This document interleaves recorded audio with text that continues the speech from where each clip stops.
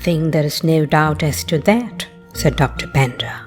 "When we have the great good fortune to have such a distinguished man as Sir Henry staying with us." He left his sentence unfinished, making a courtly bow in the direction of Sir Henry. The latter was silent for a minute or two. At last he sighed and recrossed his legs and began, "It's a little difficult for me to select just the kind of thing you want, but I think, as it happens, I know of an instance which fits these conditions very aptly. You may have seen some mention of the case in the papers of a year ago. It was laid aside at the time as an unsolved mystery. But as it happens, the solution came into my hands not very many days ago. The facts are very simple. 3 people sat down to a supper consisting, amongst other things, of tinned lobster. Later in the night, all 3 were taken ill, and the doctor was hastily summoned. 2 of the people recovered, the 3rd one died." "Ah," said Raymond approvingly. "As I say, the facts as such were very simple. Death was considered to be due to ptomaine poisoning. A certificate was given to that effect, and the victim was duly buried. But things did not rest at that." Miss Marple nodded her head. "There was talk, I suppose," she said. "There usually is. And now I must describe the actors in this little drama.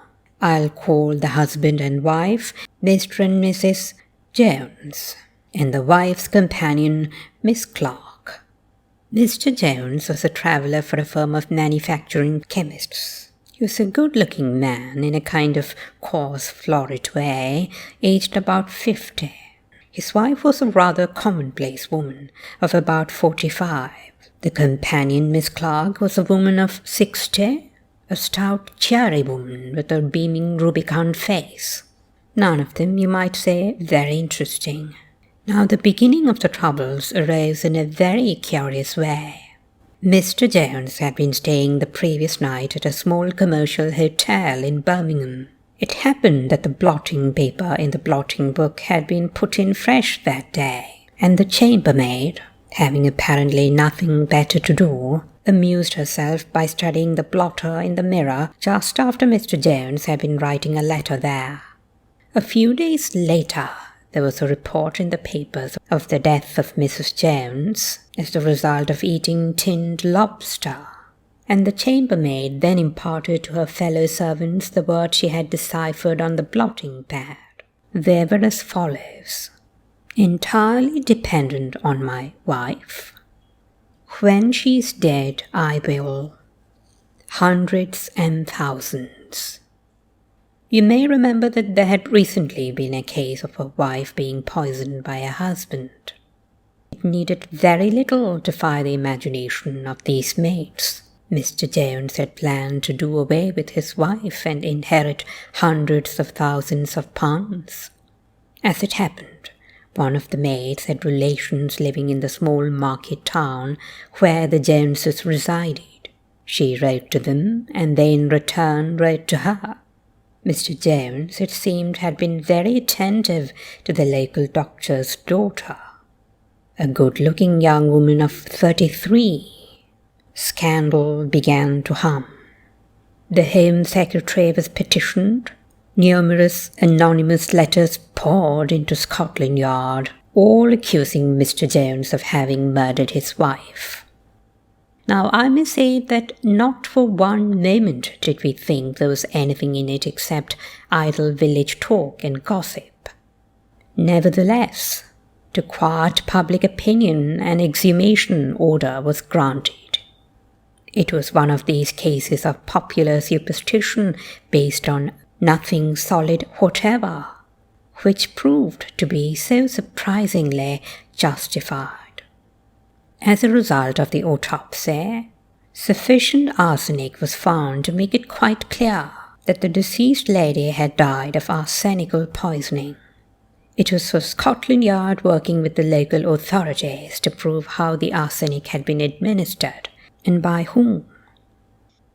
"Ah," said Joyce, "I like this. This is the real stuff." Suspicion naturally fell on the husband. He benefited by his wife's death, not to the extent of the hundreds of thousands romantically imagined by the hotel chambermaid, but to the very solid amount of £8,000. He had no money of his own apart from what he earned, and he was a man of somewhat extravagant habits with a partiality for the society of women. We investigated as delicately as possible the rumour of his attachment to the doctor's daughter, but while it seemed clear that there had been a strong friendship between them at one time, there had been a most abrupt break 2 months previously, and they did not appear to have seen each other since. The doctor himself, an elderly man of straightforward and unsuspicious type, was dumbfounded at the result of the autopsy. He had been called in about midnight to find all 3 people suffering.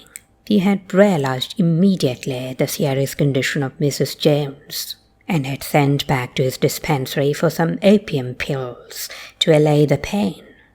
In spite of all his efforts, however, she succumbed, but not for a moment did he suspect that anything was amiss.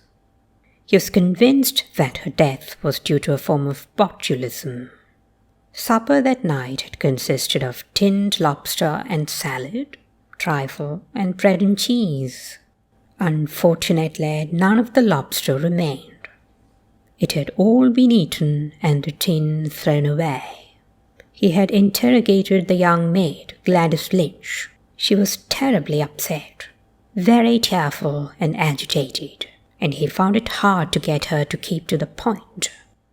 But she declared again and again that the tin had not been distended in any way, and that the lobster had appeared to her in a perfectly good condition. Such were the facts we had to go upon. If Jones had feloniously administered arsenic to his wife, it seemed clear that it could not have been done in any of the things eaten at supper, as all 3 persons had partaken of the meal. Also, another point, Jones himself had returned from Birmingham just as supper was being brought into table, so that he would have had no opportunity of doctoring any of the food beforehand. "What about the companion?" asked Joyce. "The stout woman with the good-humoured face." Sir Henry nodded. "Oh, we didn't neglect Miss Clark, I can assure you. But it seemed doubtful what motive she could have had for the crime. Mrs. Jones left her no legacy of any kind, and the net result of her employer's death was that she had to seek for another situation." That seems to leave her out of it," said Joyce thoughtfully. "Now, one of my inspectors soon discovered a significant fact," went on Sir Henry. "After supper on that evening, Mr. Jones had gone down to the kitchen and had demanded a bowl of cornflour for his wife, who had complained of not feeling well. He had waited in the kitchen until Gladys Lynch prepared it, and then carried it up to his wife's room himself. That, I admit, seemed to clinch the case." The lawyer nodded. "Motive," he said, ticking the points off on his fingers. "Opportunity, as a traveller for a firm of druggists. Easy access to the poison. And a man of weak moral fibre," said the clergyman. Raymond West was staring at Sir Henry. "There's a catch in this somewhere," he said. "Why did you not arrest him?" Sir Henry smiled rather wryly. "Oh, that is the unfortunate part of the case. So far all had gone swimmingly, but now we come to the snags. Jones was not arrested because on interrogating Miss Clark, she told us that the whole of the bowl of cornflour was drunk not by Mrs. Jones, but by her. Yes, it seems that she went to Mrs. Jones' room, as was her custom. Mrs. Jones was sitting up in bed, and the bowl of cornflour was beside her. "I'm not feeling a bit well, Milly," she said. "Serves me right, I suppose, for touching lobster at night. I asked Albert to get me a bowl of cornflour, but now that I've got it, I don't seem to fancy it." "A pity," commented Miss Clark. "It is nicely made too, no lumps. Gladys is really quite a nice cook. Very few girls nowadays seem to be able to make a bowl of cornflour nicely. I declare I'd quite fancy it myself. I'm that hungry." "I should think you were, with your foolish ways," said Mrs. Jones. "I must explain," broke off Sir Henry, that Miss Clark, alarmed at her increasing stoutness, was doing a course of what is popularly known as banding. In other words, she was trying to slim down. "It's not good for you, Milly, it really isn't," urged Mrs. Jones. "If the Lord made you stout, he meant you to be stout. You drink up that bowl of cornflour. It'll do you all the good in the world." And straight away, Miss Clark set to, and did in actual fact finish the bowl. So you see, that knocked her case against the husband to pieces. Asked for an explanation of the words on the blotting book, Jones gave one readily enough. The letter, he explained, was an answer to one written from his brother in Australia, who had applied to him for money. He had written pointing out that he was entirely dependent on his wife. When his wife was dead, he would have control of money and would assist his brother if possible. He regretted his inability to help, but pointed out that there were hundreds and thousands of people in the world in the same unfortunate plight. "And so the case fell to pieces," said Dr. Pender. "And so the case fell to pieces," said Sir Henry gravely. "We couldn't take the risk of arresting Jones with nothing to go upon." There was a silence, and then Joyce said, "And that is all, is it?" "That is the case as it has stood for the last year. The true solution is now in the hands of Scotland Yard, and in 2 or 3 days' time you will probably read of it in the newspapers." "The true solution," said Joyce thoughtfully. "I wonder. Now, let's all think for 5 minutes and then speak." Raymond West nodded and noted the time on his watch. When the 5 minutes were up, he looked over at Dr. Pender. "Will you speak first?" he said.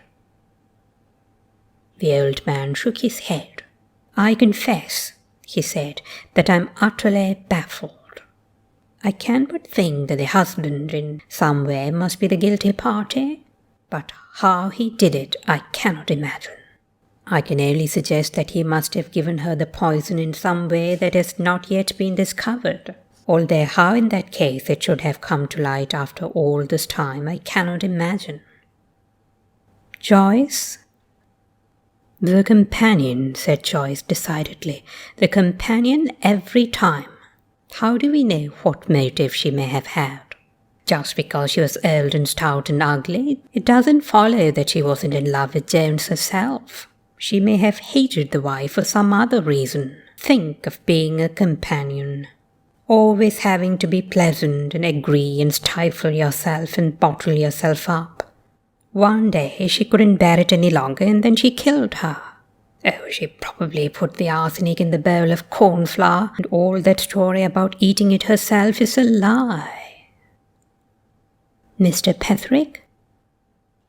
The lawyer joined the tips of his finger together professionally. "Oh, I should hardly like to say. On the facts, I should hardly like to say." "But you've got to, Mr. Petherick," said Joyce. "You can't reserve judgment and say, without prejudice, and be legal. You've got to play the game." "On the facts," said Mr. Petherick, "there seems nothing to be said. It is my private opinion, having seen, alas, too many cases of this kind, that the husband was guilty. The only explanation that will cover the facts seems to be that Miss Clark, for some reason or other, deliberately sheltered him. There may have been some financial agreement made between them. He might realize that he would be suspected, and she, seeing only a future of poverty before her, may have agreed to tell the story of drinking the cornflour in return for a substantial sum to be paid to her privately. If that was the case, it was of course most irregular indeed. I disagree with you all, said Raymond. You've forgotten the one important factor in the case, the doctor's daughter. I'll give you my reading of the case. The tinned lobster was bad. It accounted for the poisoning symptoms. The doctor was sent for. He finds Mrs. Jones, who has eaten more lobster than the others, in great pain, and he sends, as you told us, for some opium pills. He doesn't go himself. He sends. Who will give the messenger the opium pills? Clearly his daughter. Very likely she dispenses his medicines for him. She is in love with Jones, and at this moment all the worst instincts in her nature rise, and she realizes that the means to procure his freedom are in her hands. The pills she sends contain pure white arsenic. That is my solution. And now, Sir Henry, tell us, said Joyce eagerly. One moment, Sir Henry. Miss Marple has not yet spoken. Miss Marple was shaking her head sadly. Dear, she said, I've dropped another stitch. I've been so interested in the story. A sad case, a very sad case. It reminds me of old Mr. Hargraves, who lived up at the Mount. His wife never had the least suspicion until he died, leaving all his money to a woman he had been living with, and by whom he had 5 children. She had at one time been their housemaid. Such a nice girl, Mrs. Hargraves always said, thoroughly to be relied upon to turn the mattresses every day, except Fridays, of course. And there was old Hargraves keeping this woman in a house in the neighbouring town, and continuing to be a churchwarden, and to hand round the plate every Sunday. My dear Aunt Jane, said Raymond with some impatience, what has dead and gone Hargraves got to do with the case? The story made me think of him at once, said Miss Marple. The facts are so very alike, aren't they? I suppose the poor girl has confessed now, and that is how you know, Sir Henry. What girl? Said Raymond. My dear aunt, what are you talking about? That poor girl, Gladys Lynch, of course. The one who was so terribly agitated when the doctor spoke to her. And well, she might be, poor thing. I hope that wicked Jones is hanged, I'm sure, making that poor girl a murderess. I suppose they will hang her too, poor thing. I think, Miss Marple, that you're under a slight misapprehension, began Mr. Petherick. But Miss Marple shook her head obstinately and looked across at Sir Henry. I am right, am I not? It seems so clear to me. The hundreds and thousands. And the trifle, one cannot miss it.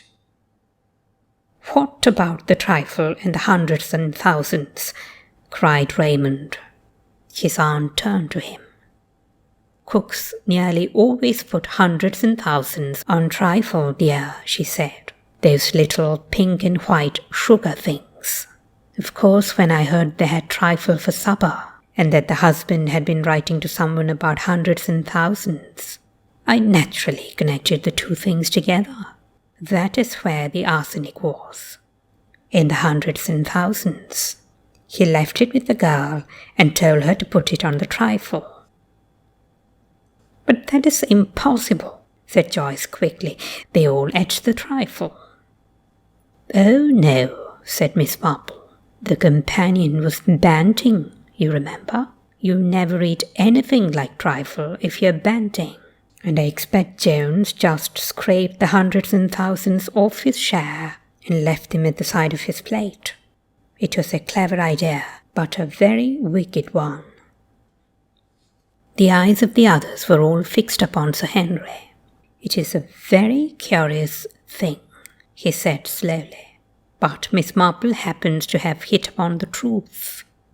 Jones had got Gladys Lynch into trouble, as the saying goes. She was nearly desperate.